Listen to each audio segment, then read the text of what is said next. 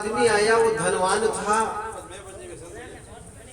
वो जब सत्संग में आया तो लोगों ने कहा आइए आइए बैठिए बैठिए, और बैठा तो नींद आ गई, कथा खत्म हो गई। दरी उठाने वाले ने उसको जगाया, सेठ जी जागिए। उस आदमी ने जागा और कहा अच्छा खत्म हो गया सत्संग, दरी उठाने का ना, अब जाइए। अब अभी तक वो 3 ही बात सुना, आइए बैठिए और जाइए।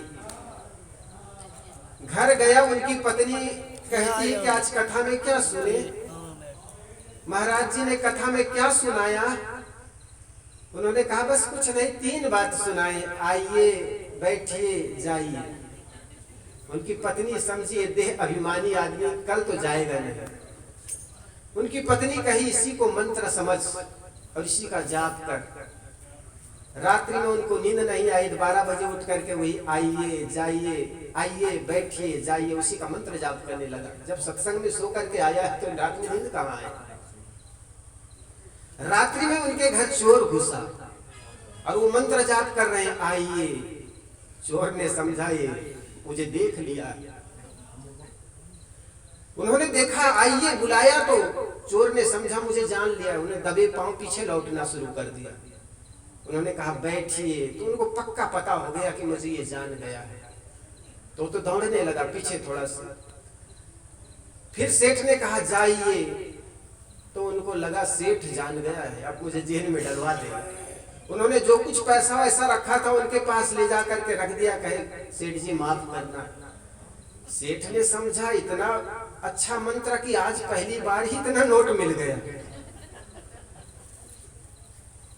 सुबह उठ, जब सब घर के लोग जाग गए, सारी बात उनकी पत्नी जान गई, तब उनकी पत्नी कहने लगी ये दे अभिमानी आदमी है और ये कल से सत्संग में तो जाएगा नहीं। हकीकत बात जान करके उनकी पत्नी ने कहा देख, तुम सही सत्संग में गए और गलत मंत्र लेकर के आए, आइए बैठिए जाइए, और तूने असली चोर को पकड़ लिया। तूने सत्संग में गया, सच्चे जगह पर गया और गलत मंत्र के उच्चारण किया, और गलत मंत्र से तूने सही चोर को पकड़ लिया। काश तुम ऐसे ही सही स्थिति में जाकर सत्संग को सुनते तो तुम्हारे मन के काम क्रोध लोभ को तुम सही स्थिति में पकड़ लेते। तो झूठे मंत्र से भी व्यक्ति को मंत्र की सिद्धि हो सकती है। तो सत्संग में आकर के सत्संग के सही बातों को श्रवण करके भी हम अपने जीवन को बदल सकते हैं। सत्संग में आकर के भी हम अपने जीवन को बदल नहीं पाते। यहां से जाने के बाद आप वही ना रहे जो कल थे।